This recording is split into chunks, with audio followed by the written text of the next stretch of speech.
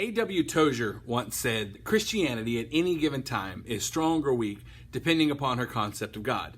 And I insist upon this, and I have said it many times, that the basic trouble with the church today is her unworthy concept of God. Do you think it could be that simple?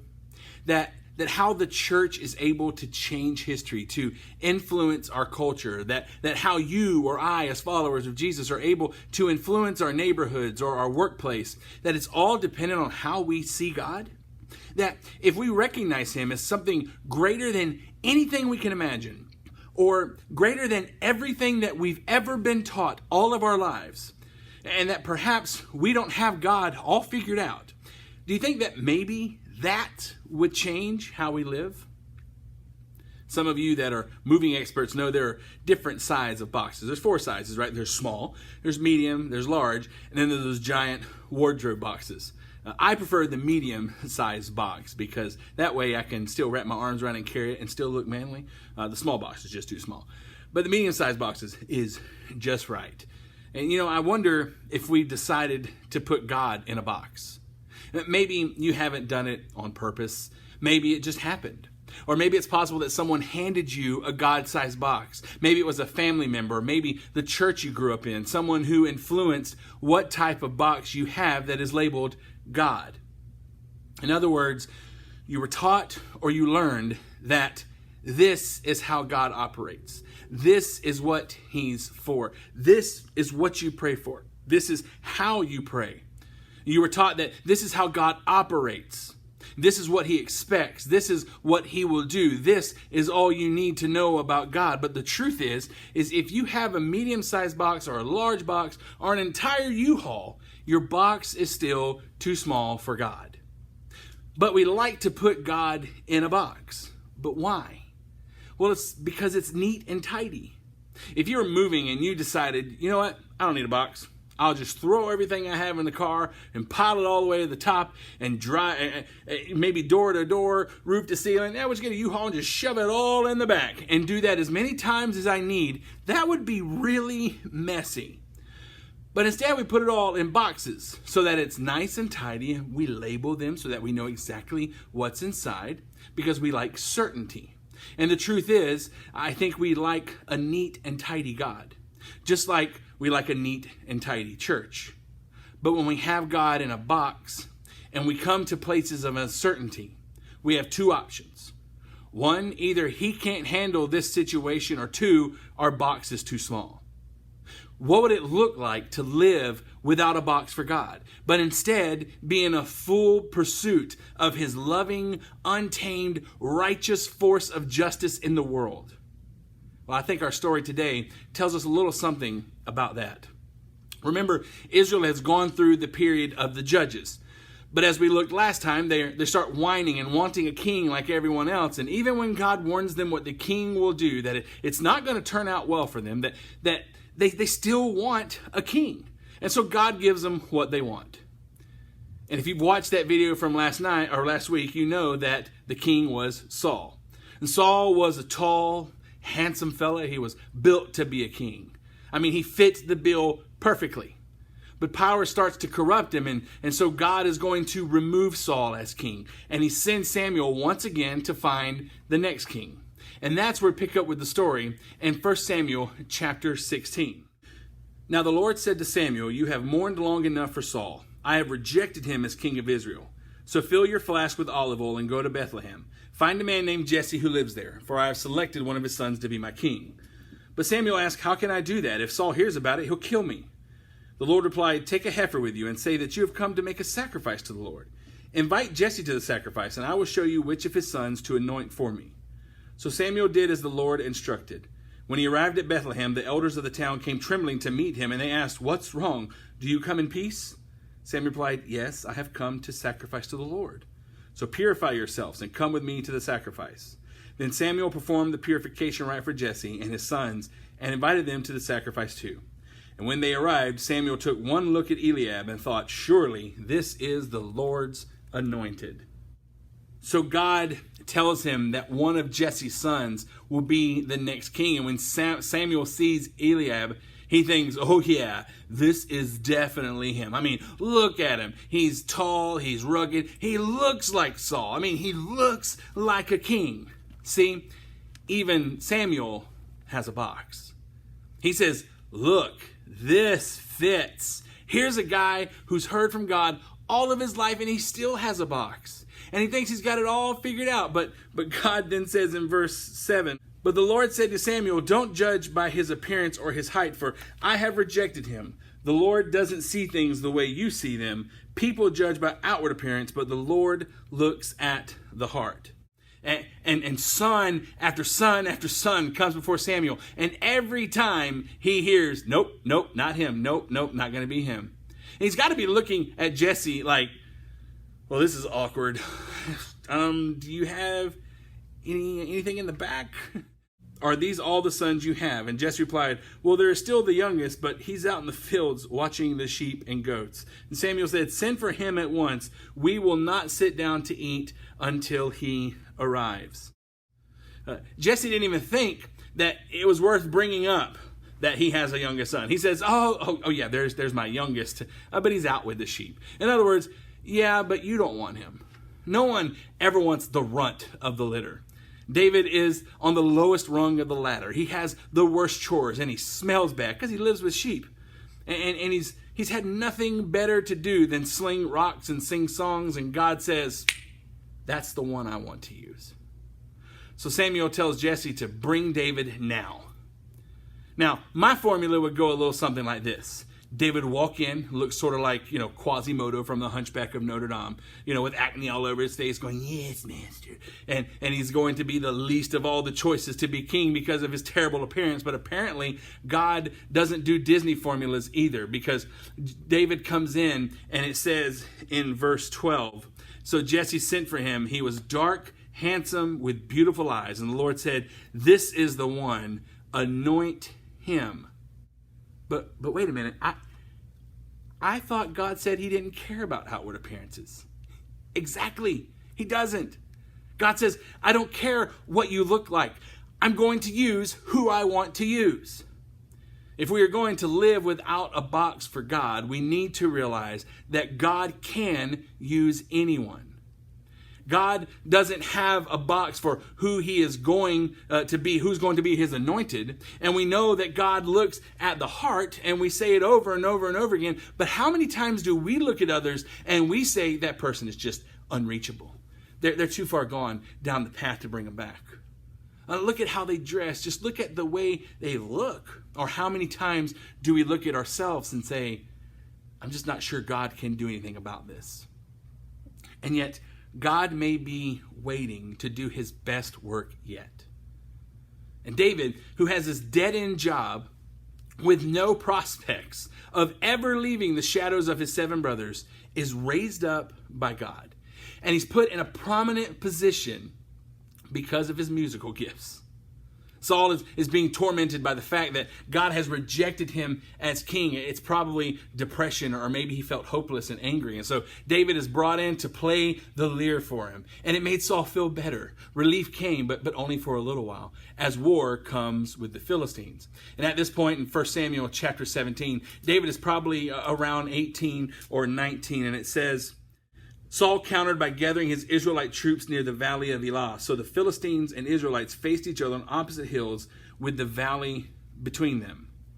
So each side is spread out and they're hurling insults at each other, talking about each other's mamas, I don't know. But they're rallying the troops, giving their war cries. And then verse 4 through 7 says, then Goliath, the Philistine champion from Gath, came out of the Philistine ranks to face the forces of Israel. He was over 9 feet tall. He wore a bronze helmet, and his bronze coat of mail weighed 125 pounds. He also wore bronze leg armor, and he carried a bronze javelin on his shoulder.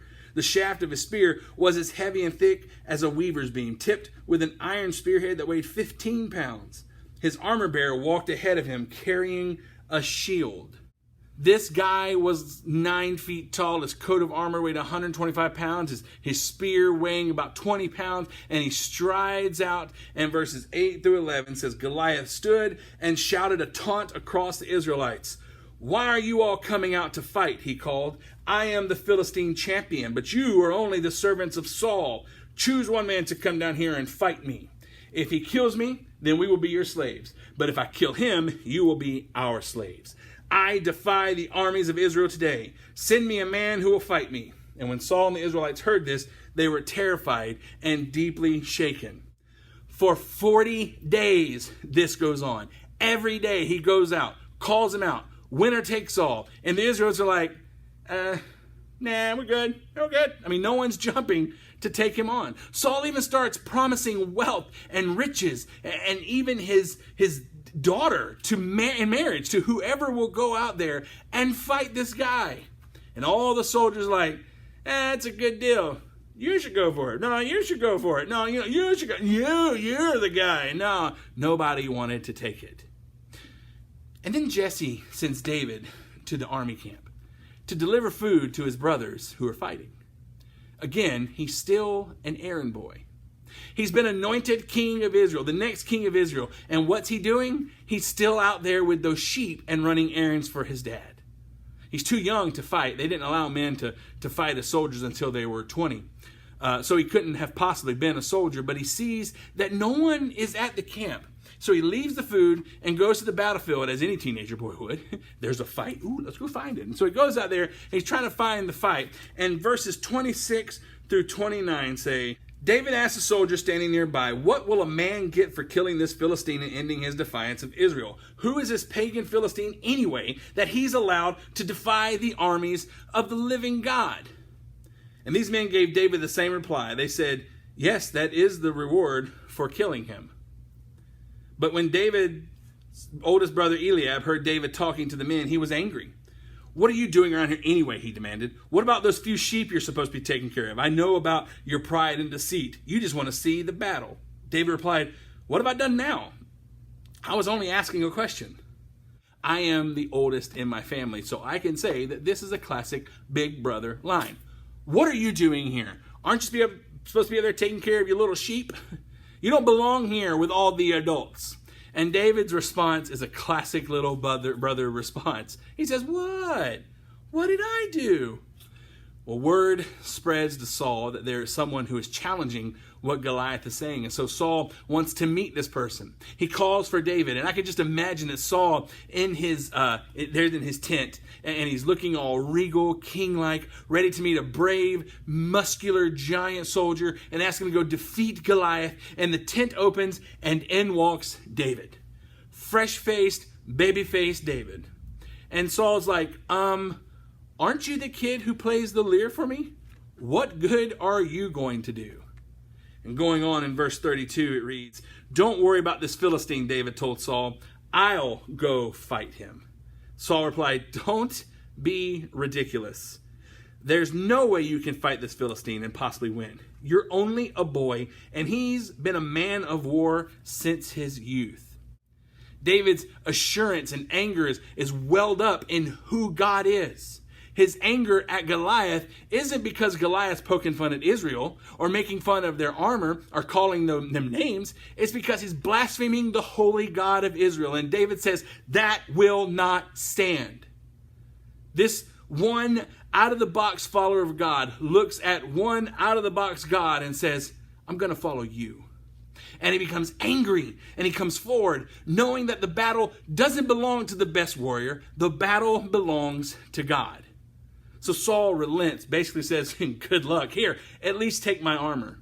David puts on the armor, but it's really just too heavy. He can't hardly move in it. And so he takes it off. He can't even carry the sword. Instead, he goes and gets 5 smooth stones. All that time in the field, slinging stones and singing songs, he has his slingshot and he walks forward. After 40 days, Goliath must be wondering, I wonder who's coming out here. Who are they going to send to fight me? And then he sees a kid? Verse 43 says, "Am I a dog," he roared at David, "that you come at me with a stick?" And he cursed David by the names of his gods. "Come over here and I'll give your flesh to the birds and wild animals," Goliath called. How many battles did Goliath have behind him? He was born to be a warrior. He was the Philistines' champion. It's over, except for the fact that David has no box. See, verse 45, David replied to the Philistine, "You come to me with a sword, spear, and javelin, but I come to you in the name of the Lord of heaven's armies, the God of the armies of Israel, whom you have defied. Today the Lord will conquer you, and I will I'll kill you and cut off your head. And then I will give the dead bodies of your men to the birds and wild animals, and the whole world will know that there is a God in Israel, and everyone assembled here will know that the Lord rescues his people, but not with sword and a spear. This is the Lord's battle, and he will give you to us." Holy moly. Wow. Reading that should just get you pumped up. I mean, of all the epic battle speeches, that's the best. I mean, Mel Gibson in Braveheart got nothing on David. Aragorn from Lord of the Rings would kill for a speech like this. And it's from the mouth of a teenager. He says, the whole world will know that there is a God in Israel. David was not fighting for his own gain. He wasn't vying to marry the king's daughter. He was fighting because of God, to honor God and not let anyone speak ill of him. See, the rest of the army is standing behind David. And they question the questions they must have been asking, or the things they were saying. Hey, David, you don't poke a giant, man. I wonder how many what ifs were going through their heads. What if this doesn't work? What if he fails? Well, what if Goliath wins? What if? What about you? Do you ask what if a lot? What if we lose? What if it doesn't work out? What if they say no? I believe Satan sends us what if questions because those what ifs make us box up who our God is, because they play on our insecurities and make us question the possibilities and the dangers and the risks, and they put us in a place where we say, God, what are we going to do? What if it doesn't work out? But David didn't have a what if. He had assurance. And it was assurance that God would be faithful. Whether he lived or died, he had assurance in who God was. Goliath moves forward, but David charges him. As Goliath moved closer to David quickly ran out to meet him, and reaching into his shepherd's bag and taking out a stone, he hurled it with his sling and hit the Philistine in the forehead. The stone sank in, and Goliath stumbled and fell face down on the ground. So David triumphed over the Philistine with only a sling and a stone, for he had no sword. Then David ran over and pulled Goliath's sword from its sheath, and David used it to kill him and cut off his head. David makes good on his word about that head. And that's some guts from a teenager. A boy playing shepherd. See, the army flees. God gives them a great victory. And the people can see that God is with him, because God can use anyone to do anything. There is no box. There is no formula. There is no way we can pigeonhole anyone from doing anything through faith in Jesus Christ if we truly believe that God can use anyone to do anything. Sometimes we doubt what we can do, but really we're doubting what God can do. And sometimes we're just too busy. During the week, we're too busy to serve. On Saturday, we're too tired because we were too busy during the week. And on Sunday, we're too busy worshiping God to serve right now. Here's the thing about God. He's already using people to do these things. Are you allowing him to use you? Going back to David, again, my formula, which is probably the same formula that Hollywood used, is that David slays the giant. He's the big hero of the day. He gets the girl, whoever that is, and becomes king of Israel and reigns all of his life. But again, God doesn't use a Hollywood formula either. Instead, Saul starts getting jealous of David. And in chapter 18, verse 10, it says, the very next day, a tormenting spirit from God overwhelmed Saul, and he began to rave in his house like a madman. David was playing the harp as he did each day, but Saul had a spear in his hand. Why did God allow an evil spirit to take over Saul? I don't know. But it's there. And again, this is part of an out-of-the-box God. We want a bow on everything to make it look nice and presentable and make sure nothing is off about it. But you can't put a bow on this. It causes David to run for 11 years. He had to evade Saul, with this promise hanging over him that one day he would be king. And then one day he has the perfect chance. He's on the run with about 600 men who are loyal to him because they see that God has anointed him. And it's not enough to overcome the armies of Israel, overthrow the king, but it's a nice-sized little group. And in chapter 24 of 1 Samuel, they are hiding in a cave. And we read, "At the place where the road passes some sheepfolds, Saul went into a cave to relieve himself. But as it happened, David and his men were hiding further back in that very cave. David's men whispered to him, 'Now's your opportunity. Today the Lord is telling you, I will certainly put your enemy into your power to do with as you wish.' So David crept forward and cut off a piece of the hem of Saul's robe." This was his chance. He literally caught Saul with his pants down. His men are telling him, "It's time. God has delivered your enemy to you. Go get him." But he cuts the corner of the robe. And then he feels guilty. He says that God chose Saul to be king, and God will choose to remove Saul, not me. If we're going to live with an out-of-the-box God, we need to know that God can use anyone to do anything at any time. David understands that it's not his responsibility to take control of the timeline. I mean, he could have said, "I can save a lot of frustration, a lot of heartache, a lot of bloodshed if I just, cut a corner." But he doesn't. I don't know about you, but I've been guilty of cutting corners. Those times you can say, I could have. You could have been faithful to what God wanted, but things were just not moving at your pace or going how you wanted them to go. So you take control of the situation. David is stricken with guilt over the fact that he was going to take matters into his own hands. And he goes out and he calls Saul, and he lays before him and hands him the corner that he cut off and says, "Let God judge between you and me." He let go of his needs and desires and timeline, and he gives it to God. So I ask you, what are you clutching onto that really belongs in God's hands? As schools start back, as schedules pick back up and things get busier, and yes, things are crazy right now with all of the guidelines and uncertainties, but what is it you just really want to control, but you need to give to God? David's assurance was from the Lord. And he lets go time and time again, saying, this is up to God. Now, is David perfect? No, as we'll see later. But time and time again, God is faithful.